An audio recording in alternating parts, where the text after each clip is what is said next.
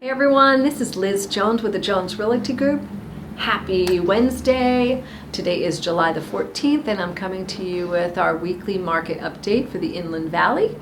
And I have been given a gift by Keller Williams.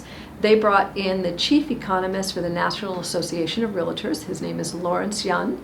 And he shared with us an incredible gift of information about our current market update across the nation as well as locally. So I thought I would take a few minutes and share his slides with you and go over some of those details and see if there's anything of value to you. So I'm just going to quickly go ahead and set us up for our slides. One of the things that the economy measures is the GDP. You'll hear our political candidates talk about the GDP and how we're doing with our economy. So because of the pandemic and all that has happened and consumer spending being down, our GDP will actually fall short this year at 5%. So that's going to be reflected here in our percentage of change since last year. And again, it is as a result of all consumer spending being down at 7%. People are not spending money as they were. Their consumer business has collapsed. So what is up, however, is residential investment. And what creates residential investment is home building, home sales, remodeling, even your yard work. And that is up at 18%. So people are taking that money, their savings, and they're pouring money into their homes. Personal income has also gained up in April and May, 12% in April, 7% in May, and that is due to stimulus packages coming in. Most households are receiving up to $1,200 and more depending on dependents. And for these last 2 months, their personal savings has gone up from 32% in April and 23% in May. Again, people are not spending their money. So job creation took a hit. Obviously, this is our flow of job creation past 2007, and as you can see, we've had a 10-year stretch of incredible job creation, and then the pandemic hit. But as you can see by this return, we are recovering quickly. We're not up to where we were, but in one solid month, we lost all of 10 years of job creation. So in the Inland Valley, we have seen the same thing. We've had some ebb and flow, but we saw the pandemic hit and we had a great jobs disappear, but we are on the path to recovery here, as you can see that we've come back. Now, as far as unemployment is an insurance that is designed to replace your typical income in the case of job loss. So we look at this chart where the news is reporting that 59 million jobs have been lost. What they are not reporting as those people that have come off unemployment and are now gainfully employed. This chart reflects those people. So obviously we had a low unemployment, okay, up until March when the pandemic hit, and then it shot up through the time that we hit the pandemic. But you can see as people start to return back to work, we are seeing less and less use that unemployment insurance. And the same thing, here's those 18 million people that are still unemployed, and you can see from March through June, they are starting to recover and turn back into their jobs or find new jobs, and that's starting to diminish. This is a chart that reflects the income across the nation. So let's say that in California you were making $1,000 a week and the government was giving you unemployment insurance of $600 a week. Well, clearly there's a shortage that you're making less money every single week and taking home $400 less. Well, this chart reflects those states that are receiving more or less than their normal replacement income. In California, the average is $223 a week less than what you were earning when you were in the job. So the Federal Reserve is standing by to help us with our economy, and they are telling us they are all in with trying to help us recover. And this will show the quantitative easing that's including buying the corporate debts. So they're buying up our corporate debts, and they're hoping that that will help us recover quickly. So how you see that transferred is our 10-year Treasury yield that is reflected by this orange line, and you can see that they are still dropping the 10-year Treasury yield. You'll see another big pullback here. And this blue line is our mortgage rates. And what I can see by looking at this chart is there is a chance that we will still see another drop in interest rates below where they are now, which is already historically low 3%. You can see since 2000, we have not had interest rates as low as they are, yet they plan to go lower. We are at a critically low place in our inventory. So the reason why that's not happening is we are having folks like myself that say, I'm going to stay where I am, I'm not moving, so they're immovable. We have a greater need from our young folks that need to get into a house, and so they're scooping up the inventory that's available. And we have a lot of people who don't want to move during a pandemic. So our inventory is at a critical low place.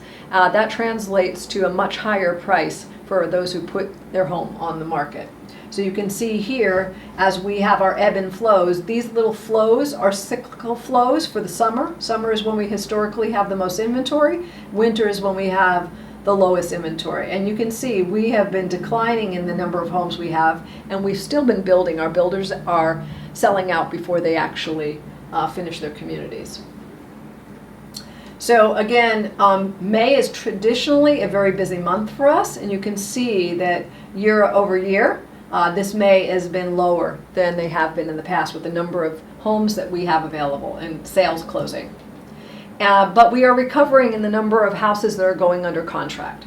So you can see that we are now in May, and that we're almost caught up to where we have been in 2019 every month. We saw the dip in the number of pending contracts, but it's recovering nicely.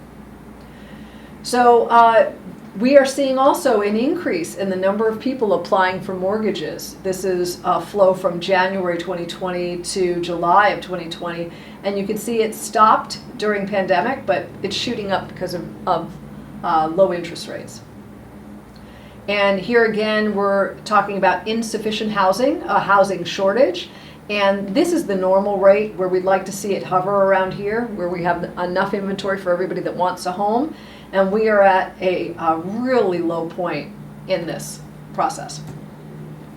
We have a $4 trillion deficit that we're facing in this nation. And we're wondering who's going to pay that. Well, the Economist is predicting that that will show up 4 to 6 years later from now in likely inflation. So some of us have lived long enough to understand what it's like to have 16% interest rate, 16% interest rate, and gasoline shoot up many dollars per gallon. Well, that's coming again.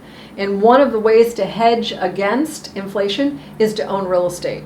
If you think about it, when you buy a home, you have a mortgage and it's a fixed amount. So your mortgage payment will be the same today as it will be 30 years from now. And so when everything else inflates and it costs you more gasoline, more groceries, more everything, your home will not cost you a penny more, yet it will appreciate in value. So this is a great way to hedge against inflation, is to own a home. So what's the outlook for 20 and 2021? So as we can see, these are our year-over-year changes. So our first quarter in 2020 was incredible. We were up 5% from our previous years. However, our second quarter was down 28%, more so than usual. You can see the consistency here, and then all of a sudden the drop. And then you have the 2020 third quarter and fourth quarter. We are predicting they will still be down in the number of homes sold. But overall, by 2020 fourth quarter, we'll start to recover or neutralize a bit. Our GDP over the next 3 years, we figure that we will recover at 3% and maybe even go higher than we were in 2019. All this money that people are saving, they're going to go out and spend it into the economy. It's just the American way. And in 2020, we're going to be down with our GDP at negative 4.5%. We anticipate more jobs being created next year, and we've lost a lot of jobs. And that home prices will increase, will continue to go up 1% to 3%. And that's assuming that they took a great big jump this year, and that's due to shortage of inventory. Home sales will be tremendous next year, provided we have inventory, 13% to 18% increase. So overall, what are the permanent changes after the pandemic that we're seeing in the housing market? Well, people are needing virtual offices, so they're all going to office meetings online. So do they really need to work and live in a city center? Not necessarily. So people are moving to more remote areas, maybe even out of state, buying more affordable housing.